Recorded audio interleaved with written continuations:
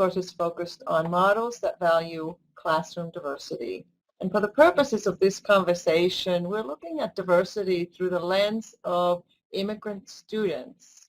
Of course, even within this group, we find vast diversity as well in terms of formal education, age, gender, race, ethnicity, sexual orientation, immigration status. And for really each one of us, immigrant and non-immigrant alike, our identity is shaped by all these aspects of ourselves, and by extension, what makes us feel welcomed and included. And that's, of course, where trust begins and develops over time. Nevertheless, being an immigrant in and of itself is a big part of our identity, as we've heard from previous presenters. And how we engage immigrant students, their parents, and immigrant adult learners is the main focus of this conversation. And of course, to what effect? For this conversation, we're fortunate to have three excellent experts with diverse perspectives. First, I'd like to introduce Eileen Kugler. Eileen is a leader when it comes to engaging families of diverse backgrounds in schools. And when working with immigrant families, she works in the United States as well. She has done work in townships of South Africa. Eileen understands how to connect diverse families with their children's education to increase student success. And through her years of on-the-ground experience, she now works with school districts, communities, and workplaces to share lessons learned. She's also an author of 2 books, Debunking the Middle Class Myth, Why Diverse Schools Are Good for All Kids, and another book, Innovative Voices in Education, Engaging Diverse Communities. Our next presenter is Claire Tesh, who is a former public school teacher and now heads the Community Education Center at the American Immigration Council. Welcome, Claire. She holds a bachelor's in journalism and media arts and a master's degree in elementary education, as well as a postgrad specialist in curriculum and instruction. The Community Ed Center of the Immigration Council provides youth education and community leaders with tools and resources they need to prepare informative and effective immigration programming. And there's lots of lesson plans and guides, workshops for educators there. So I recommend you check that out. I'm sure Claire will tell us more about that momentarily. Last but not the least is the Immigrant Learning Center's own Susan Rojas, who is a longtime ESOL instructor, lots of classroom experience with immigrant and refugee adults. She also was a director of the Immigrant Learning Center's Family Literacy Program, where she taught English skills as well as knowledge of the American U.S. culture systems processes, specifically for foreign-born parents. So she has really taught a wide range of age groups. And so we are going to start this off with a question of why. Maybe for many of you listening and participating, this is self-evident, but it's always good to begin by really discussing why is it important to really pay attention to diversity and promoting and nurturing diversity in K-12 schools as well as community and adult ed programs, and engage families in that process. For that, we're going to start off with Eileen. Eileen? Thank you so much. It's really an honor to be a part of this on this panel and to be a part of this whole program and to see how many educators are engaged in this in the middle of the summer. It just speaks to the quality of educators that we have. The issue of why do we engage students, why do we want to engage their families? Well, I think some of the issues were highlighted this morning. Of course, there's an equity issue. Of course, we have the issue of students in our classrooms that deserve to get the best possible education and deserve to be engaged in their learning. But what we need to recognize is that when they, meaning when our immigrant students, when students who are diverse in so many ways are engaged in learning, they share their knowledge. If they feel valued, then they share their perspective, their expertise, their experiences, and that's what makes classrooms so robust.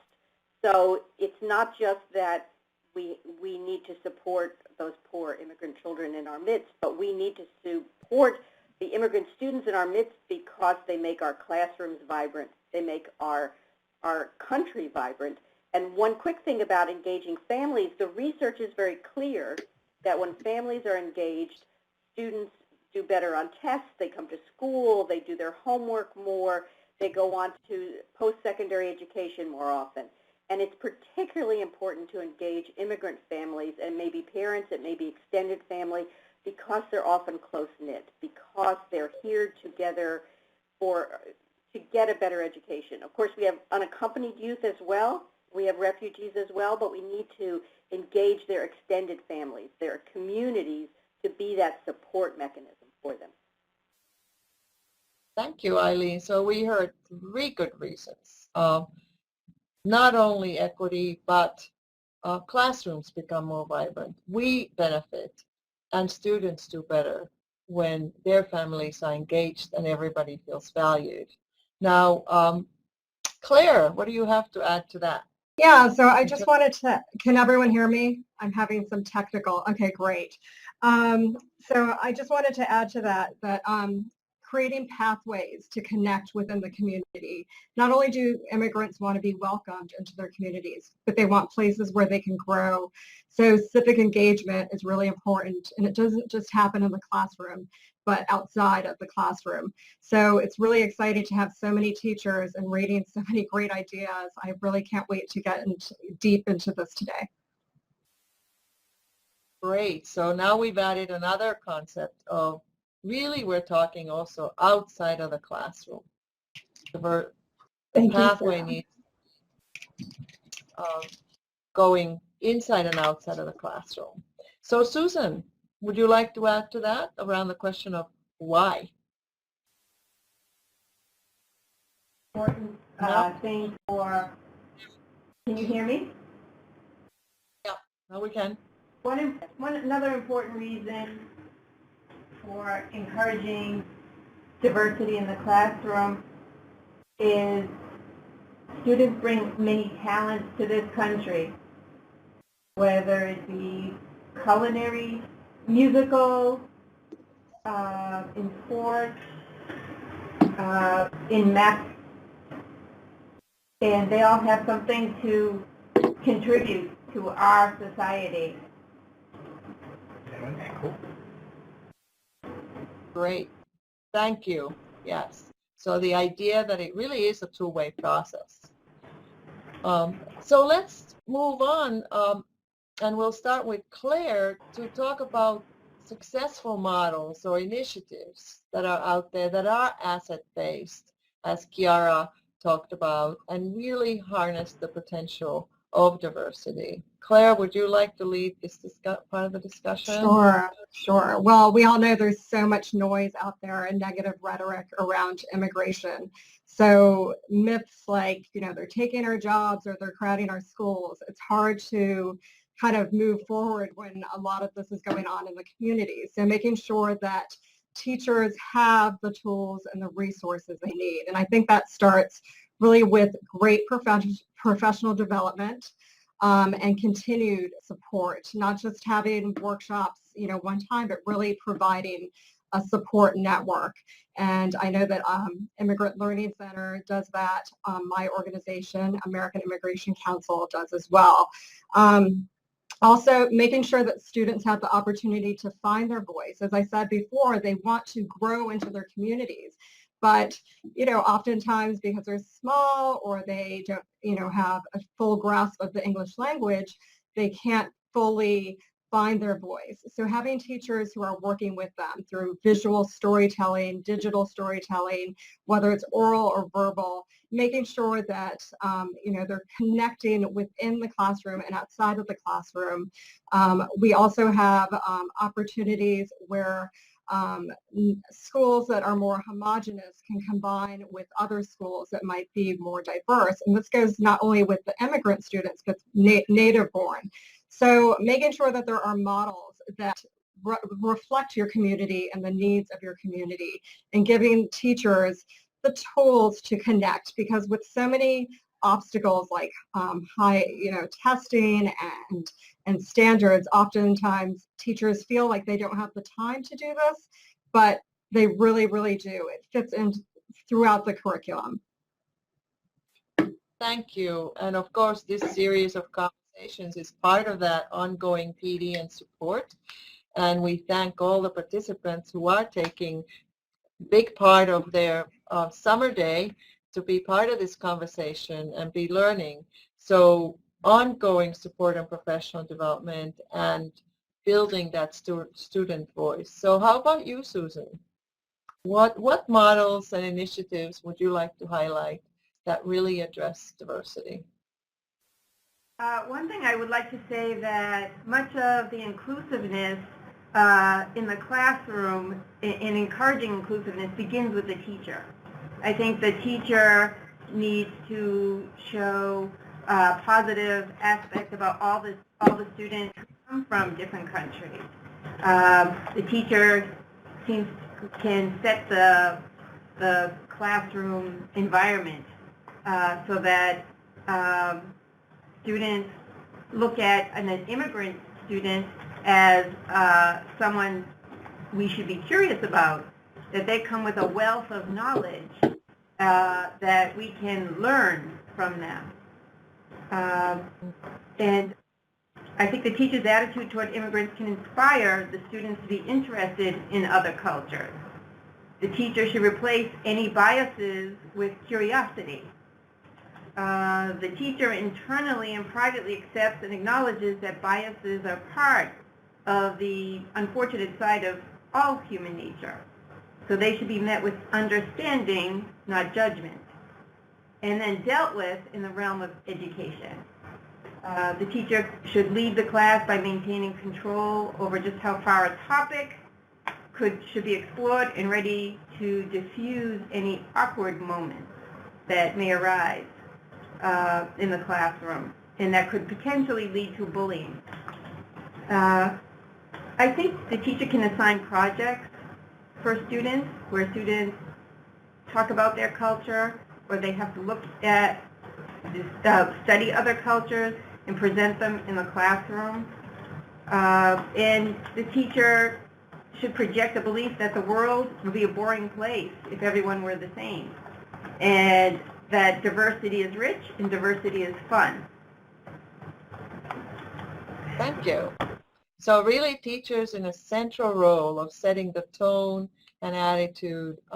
There's a school here in the Boston area that I know of, and they have 4 habits of mind for their students, and one of them is cultivating an attitude of curiosity. So I really appreciate this comment that it's teachers and students replacing bias with curiosity.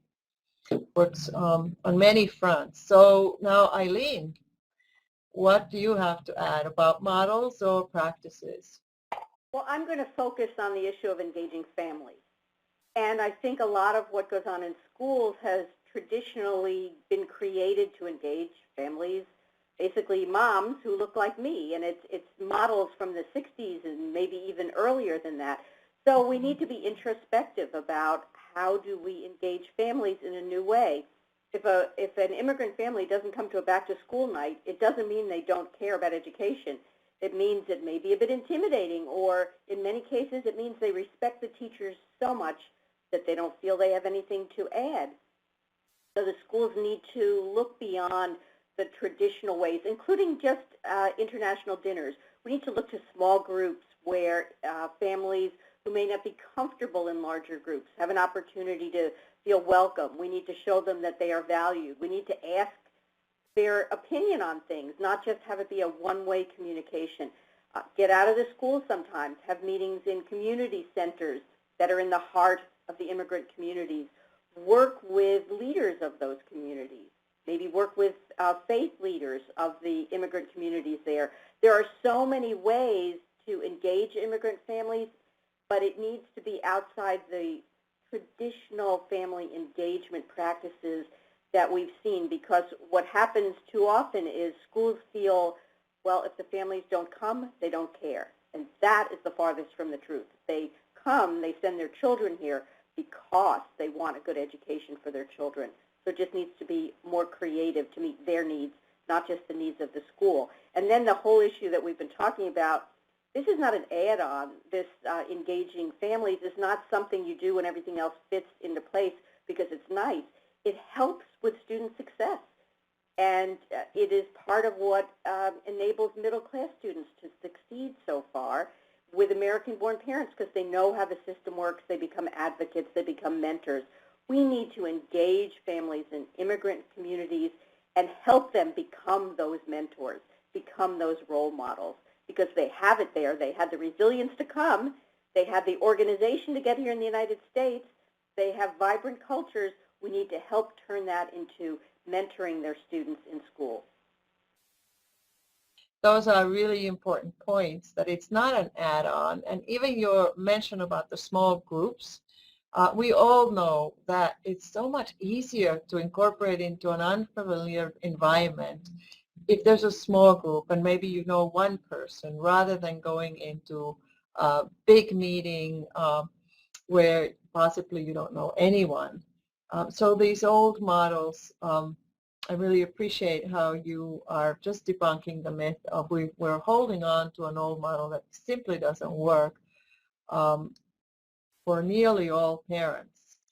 And also connecting back to what Claire said in terms of really going outside of the school to the community, looking to the immigrant community leaders and other groups and institutions within the immigrant communities to engage parents, not just staying within the confines of the school.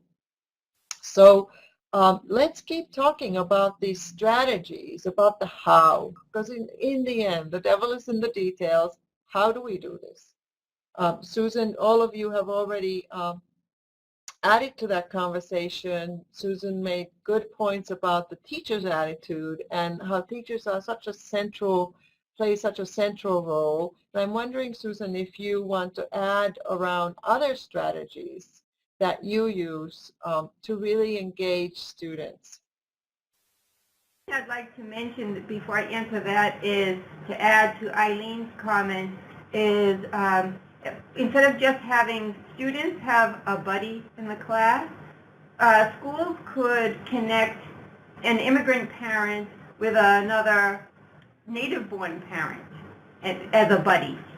And that person can help them navigate the whole school system. And that would make that immigrant parent a little bit less fearful in terms of advocating for their child. It's actually, you can do it within the confines of PTAs, just change the dynamic of a PTA. Yeah. At the beginning of the school year, parents could be connected somehow with another parent, and they work together for their child's education. Could you repeat the question, Sylvia?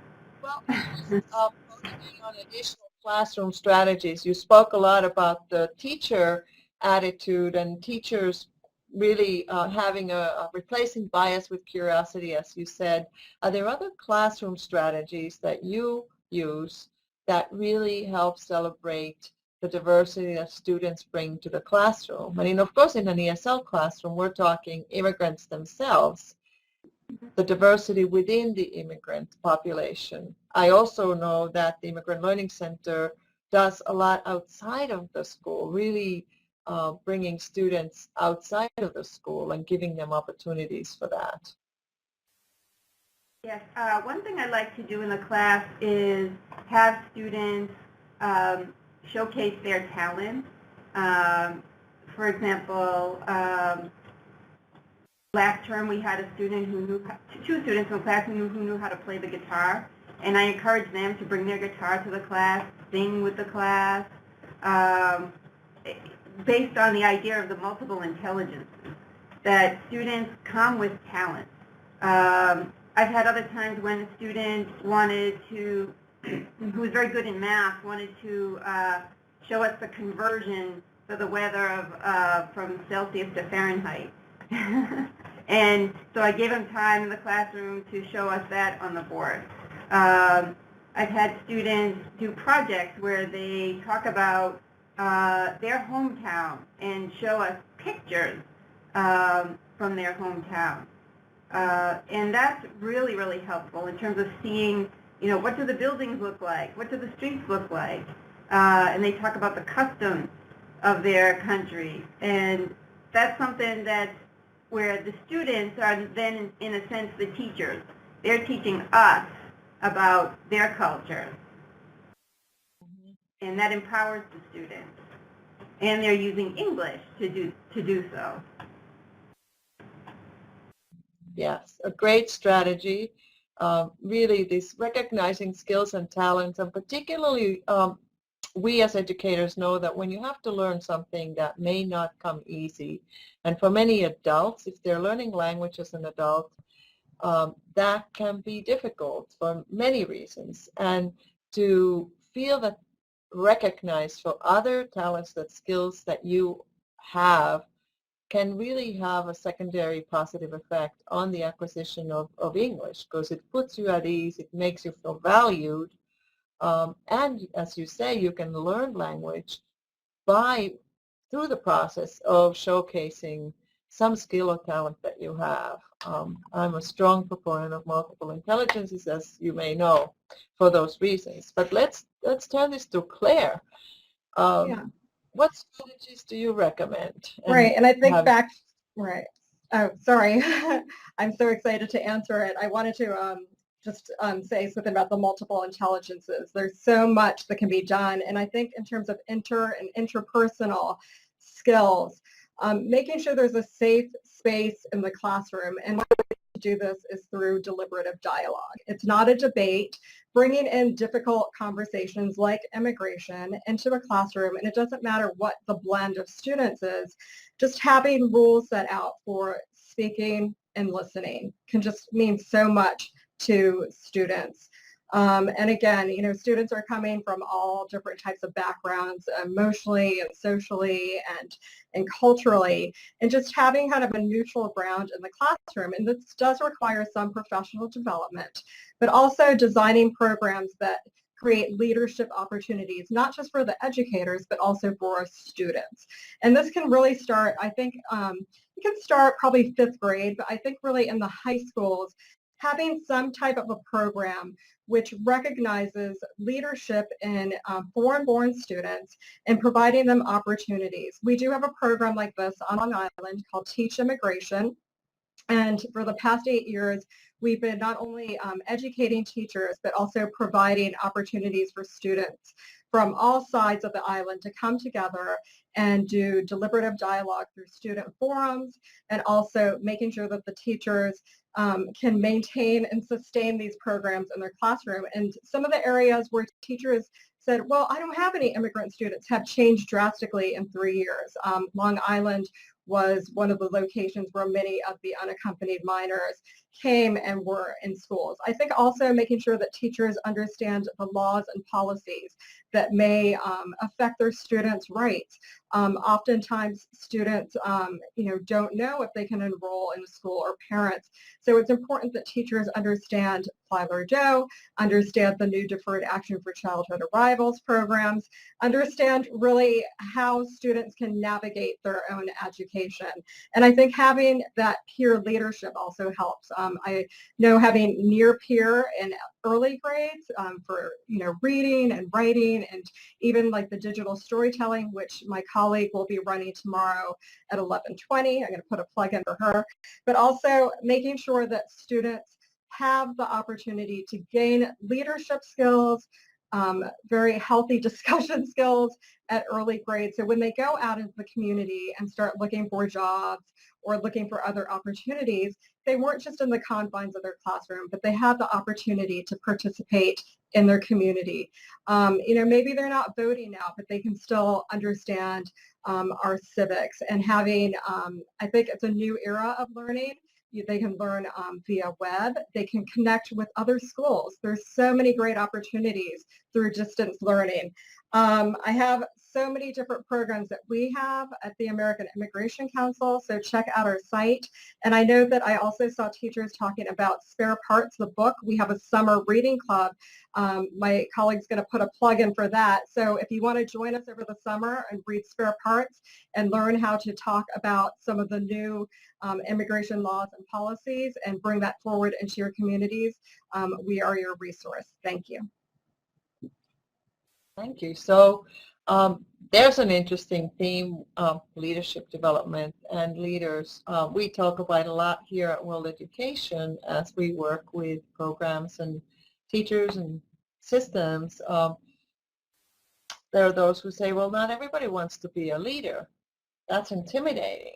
So what do we really mean by that, and how do we create opportunities for folks to develop those leadership skills in different contexts? And I'm wondering if Susan or Eileen would like to add to the leadership development topic. Susan, do you want to go first? I think I'll have you go first. I'm happy to. Actually, I'm excited to talk about this because I led an immigrant parent leadership class with a grant to the high school. It was extremely diverse, and I helped bring this grant into the school. We worked with immigrant families on a variety of levels, and I think before I go into the leadership, that's the key, is to understand the community, to understand the skills, the diversity of the skills that immigrants have within your community. And one thing that we learned in this Northern Virginia diverse high school with immigrants from all over the world is that many immigrant families believe that the programming that's provided for immigrants, for the parents, is at a very basic level. The assumption is made that they're newly arrived, they don't really understand that things here, we need to just give them very basic information. And yes, we would have basic computer classes. This was a good decade ago, and they were well attended. But once we started offering leadership classes, that got a whole different group of families engaged. And at first they were a little shy. Well, what could I possibly bring to this? And we said, well, you can be a leader in your community. You can be the person that people go to for information.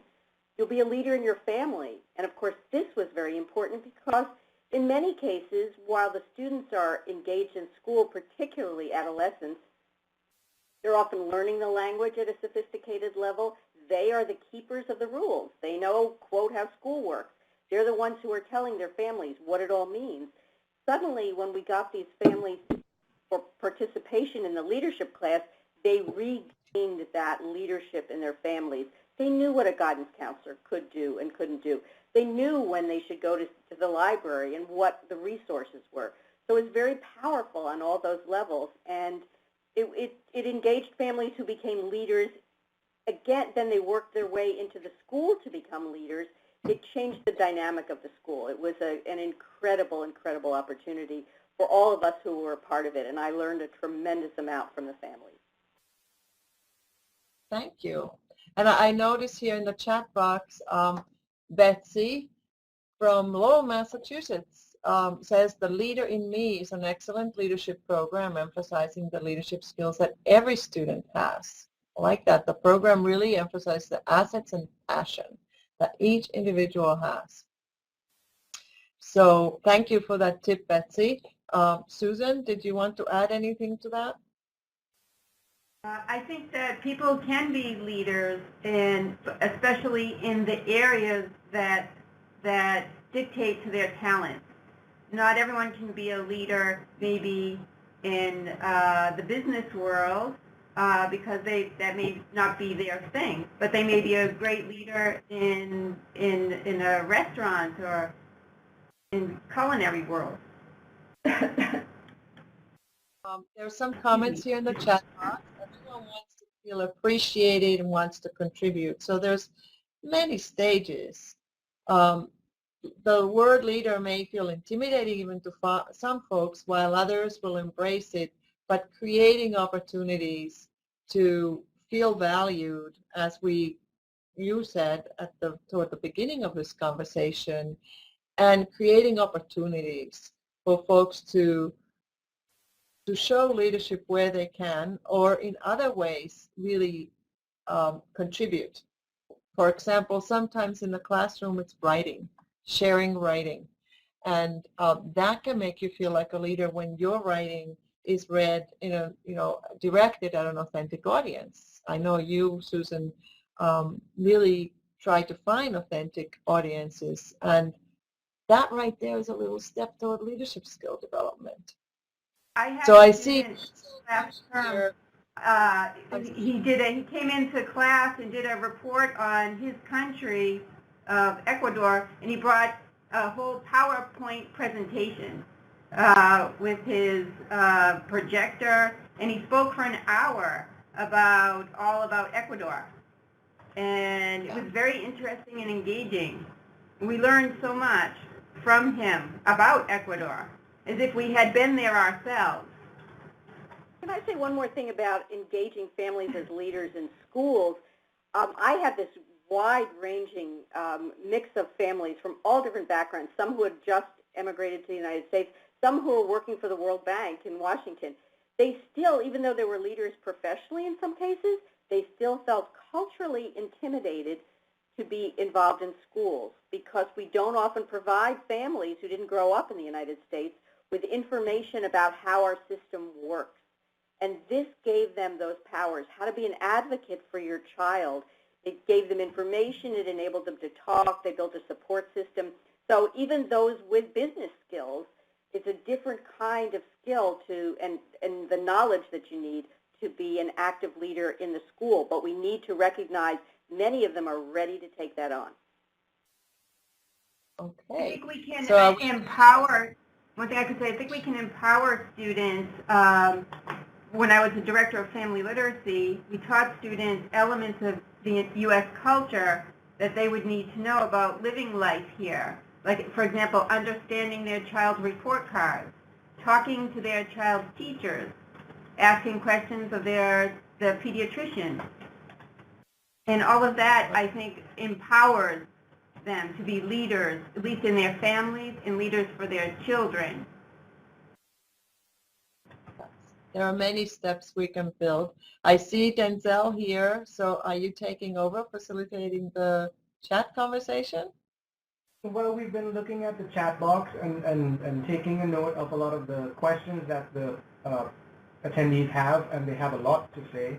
But I think this idea of leadership and engagement and contact, what about building capacity among staff?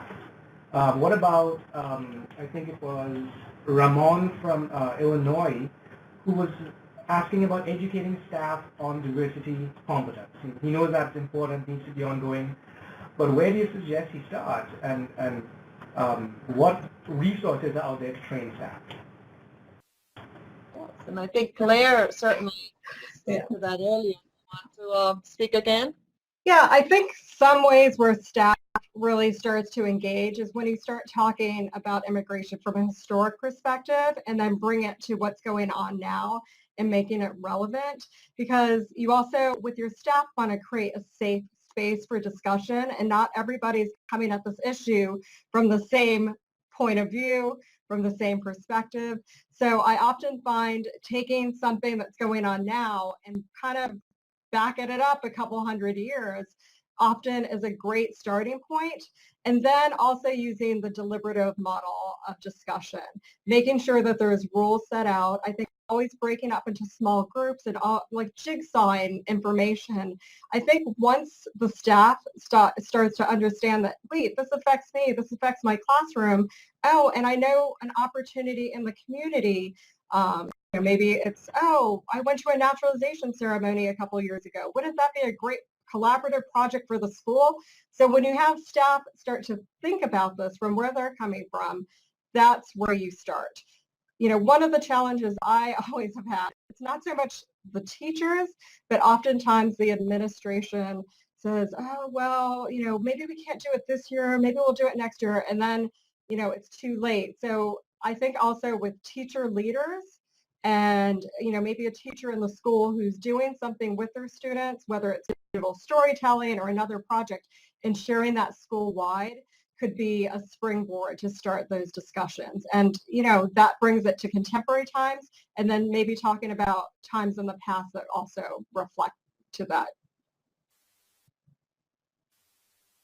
Thank you for that. Yeah, I think the whole idea of going outside of the classroom, it's great to make the classroom a welcoming place, but then there's every other staff person that greets that student from the moment they enroll. Who are they, and how do we bring them into this conversation and help them overcome whatever biases they may have, and really understand and appreciate all the students who come to the school, whether it's a K-12 or adult school or any kind of community school. And I think there many strategies from the Welcoming Communities movement also are very relevant, because it really does take a village to educate an adult and a child. Denzel, you've been paying attention to the chat box. Do you want to point out any? If we can get some, bringing it back into the classroom now, some really concrete examples or suggestions for, let's say, storytelling activities when, resources are pretty poor. I think it was Stephanie from Amherst in Massachusetts who asked about that. And then, talk a little bit about the value of project-based learning, perhaps. I think Claire can talk about that as well.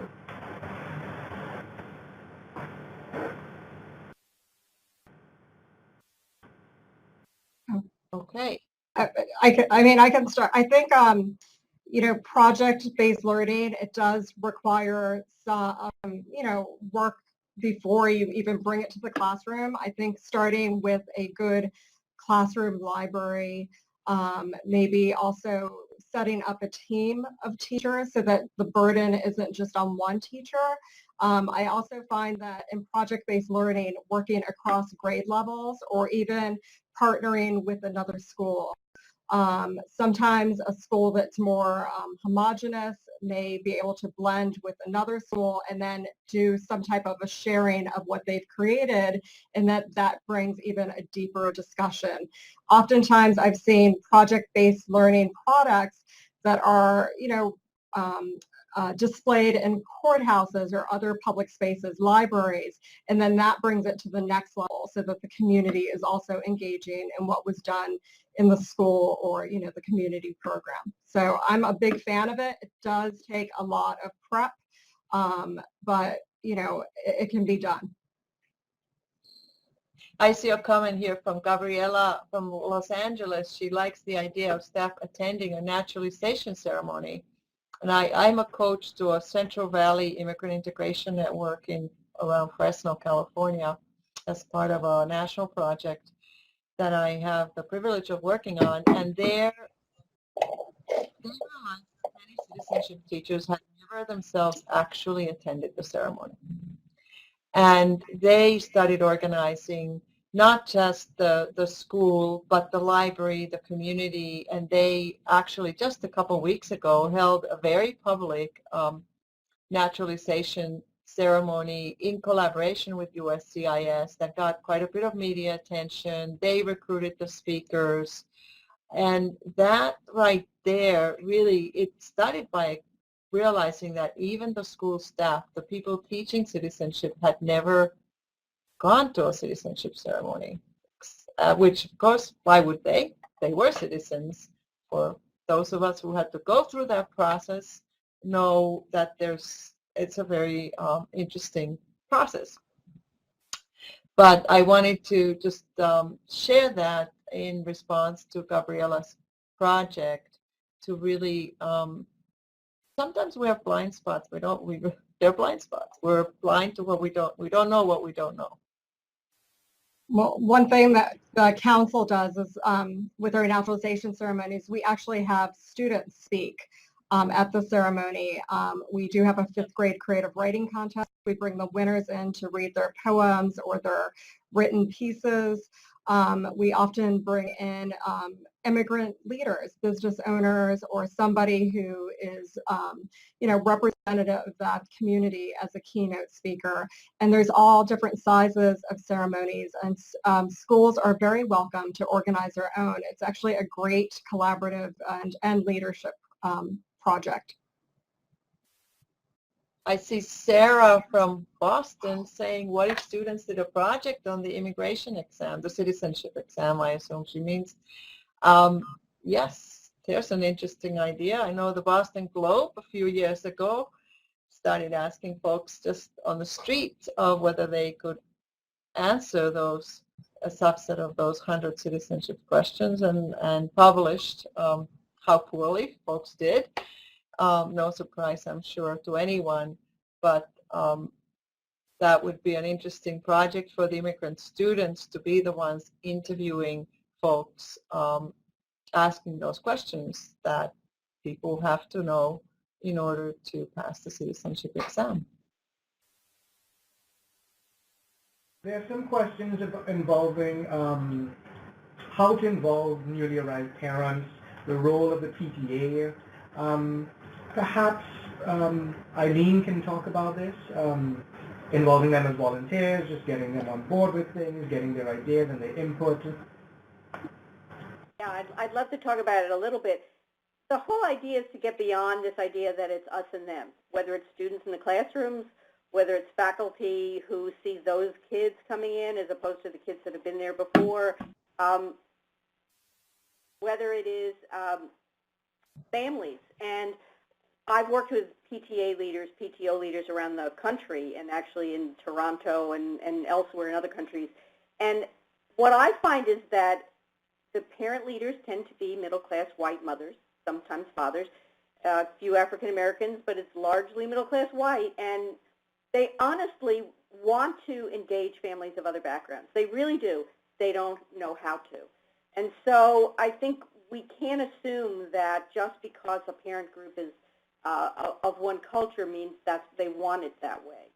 But they have to understand that, again, just like when we talked about the way schools run programs, if you run your PTA, did in 1960 with a Tuesday night meeting at 7 o'clock, and everything's in English, and you're talking in shorthand of the kinds of things that you did 3 years ago and who was that parent, you are really not going to engage other families. So you need to create opportunities to welcome families on an equal level who may have different experiences.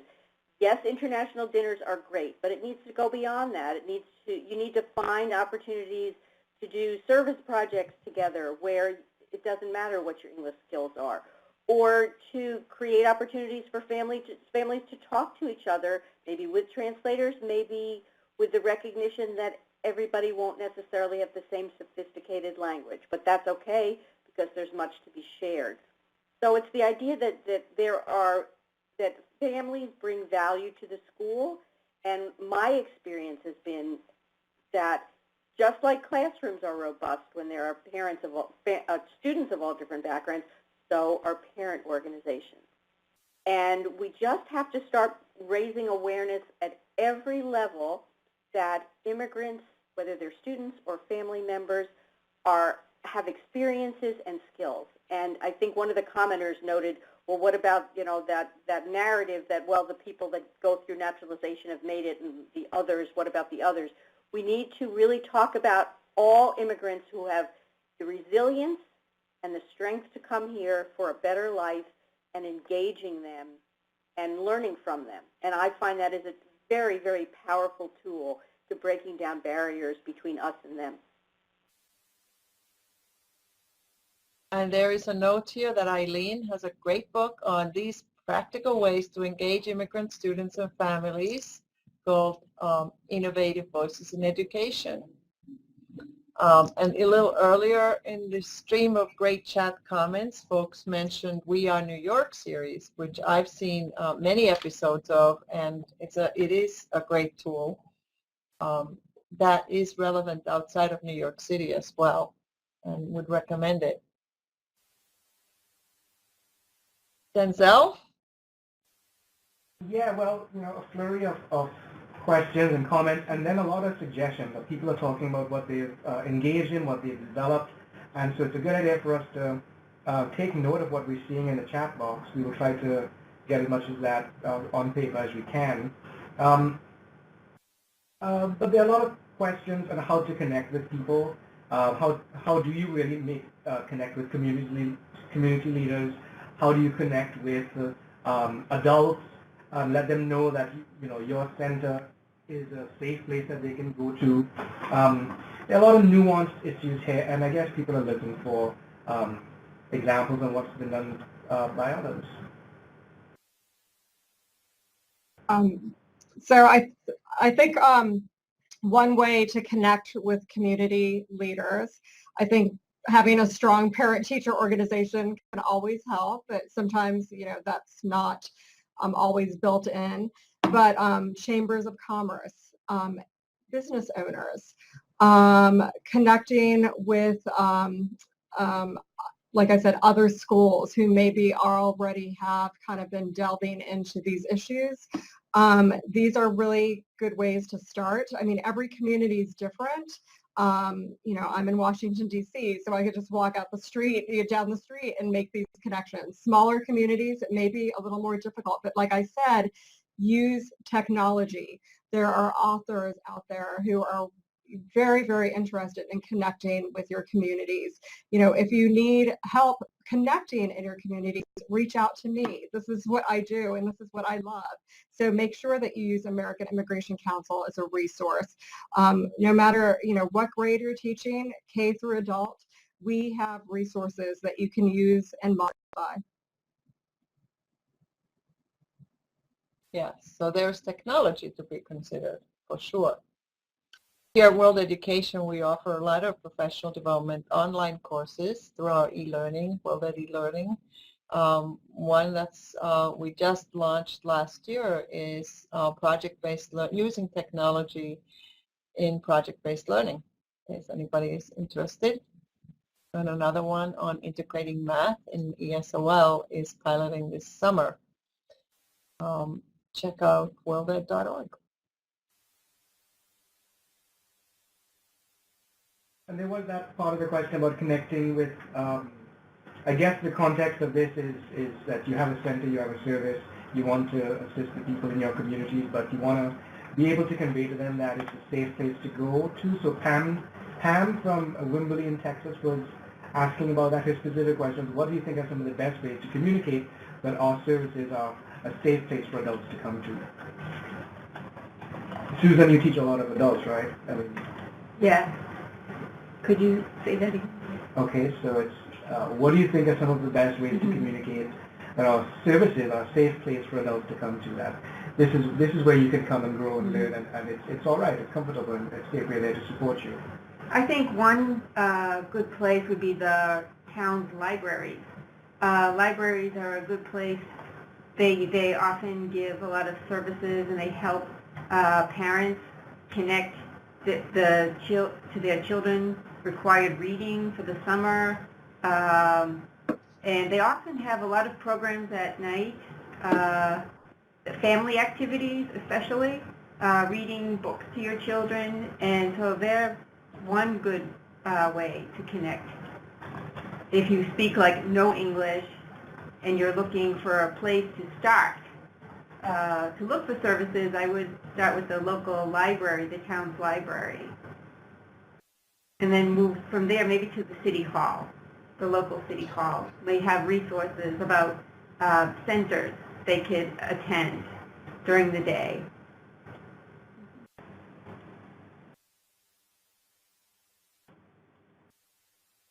I want to just add something because I saw a comment from Arlene Ann, and I've seen a bunch of her comments, and she said she's going to retire soon. But that doesn't mean, means You are actually the type of volunteer that I use to visit classrooms. We love retired teachers to go in and talk to students, to talk to them about ways to talk to other people, ways to learn about other cultures. So you are a huge asset to these communities, and this is another way to connect to leaders, connecting with other teachers. You are all leaders. Yeah, and I also want to add the idea that those of you who are, we've got 110 people who are listening to this right now, and you're all going to be forces in your school when you go back. And some people are saying, well, I'm not sure my administrator gets it, and maybe there are times that you sit down and have a discussion with your administrator, or you propose a program, or you just do some things in your classroom that other people see work and they want to come by and see what's going on in your class. Why is it that your immigrant students are so engaged and they're doing so well? Why are the families there comfortable in your classroom?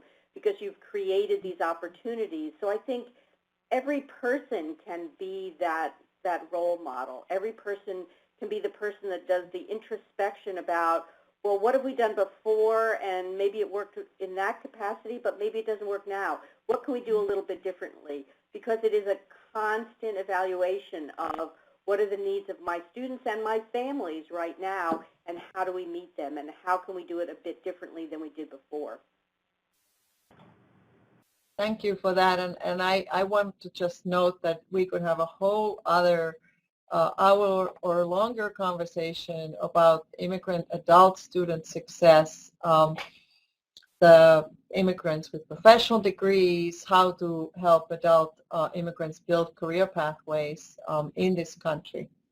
But that's beyond our time frame and program today. Maybe next year or next time, right, Denzel?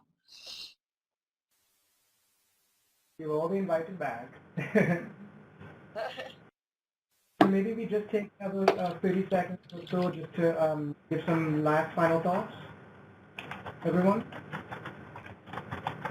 I think it's important to remember that immigrants come with a wealth of knowledge and skills, and it's only that they don't speak English.